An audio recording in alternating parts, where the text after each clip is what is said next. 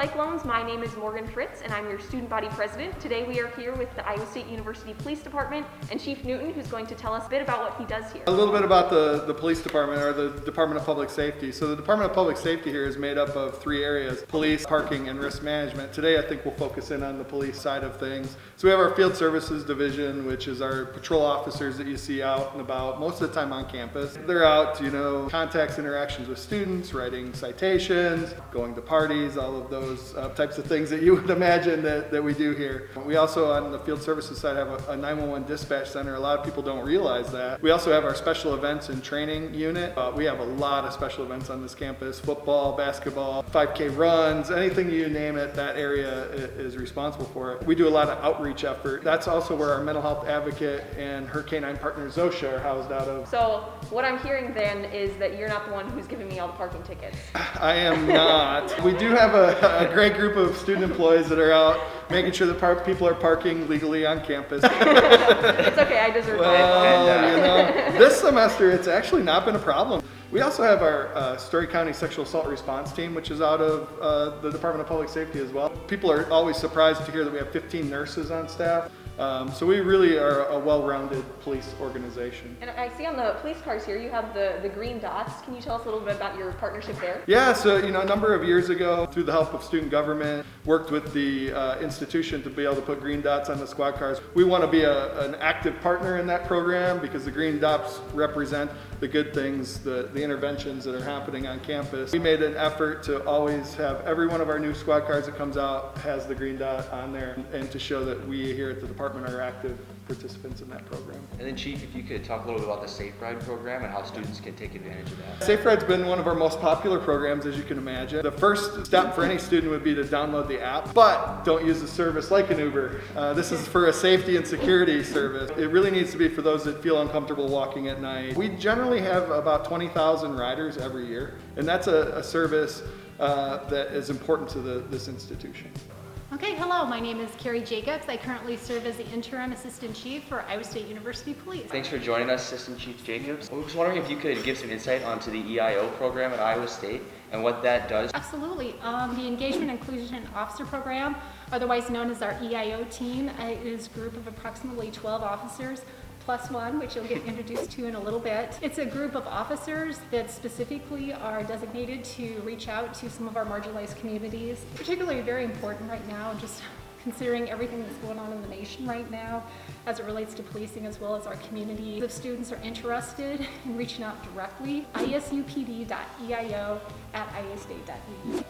Hey everyone, I'm Kinsey Phillips, the mental health advocate at the Iowa State University Police Department. Could you tell us a little bit about your job duties and our guests here? Absolutely. So my job is to provide support and resources to the student, staff, and faculty here on campus.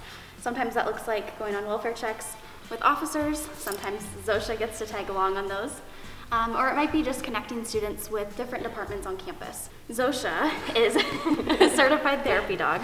She has a really hard job, as you can tell, and her job is to provide comfort and support. So where can students see Zosha around campus? What sort of events does Zosha visit throughout the year? Maybe during a normal year, and then maybe during this year. So we do a lot of different outreach events. During finals and midterms week, we will stop at the library and we'll hand out cookies and different things like that to students, just to give them a little break from finals and studying and all of that.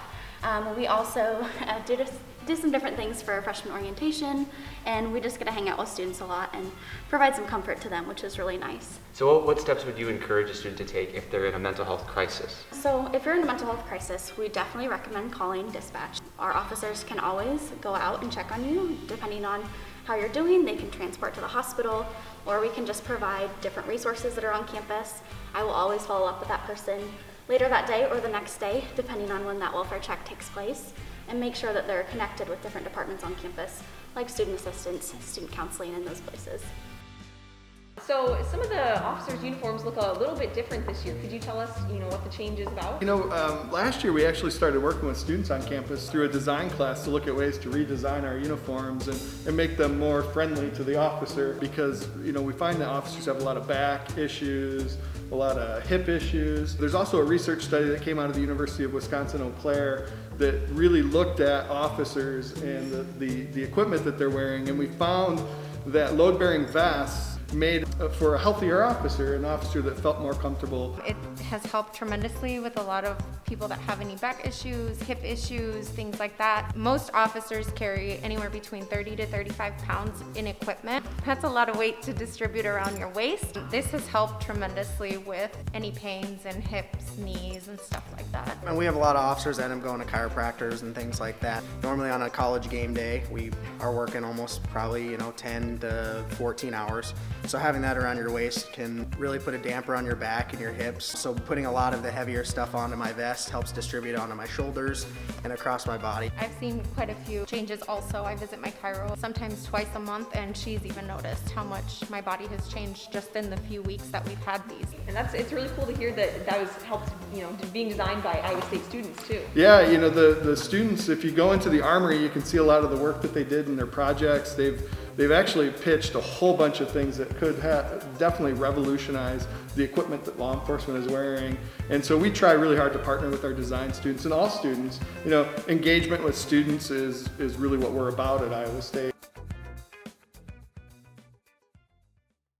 So I guess one of my last questions then is it true that police officers, love donuts? Well, it's definitely true. Everybody does.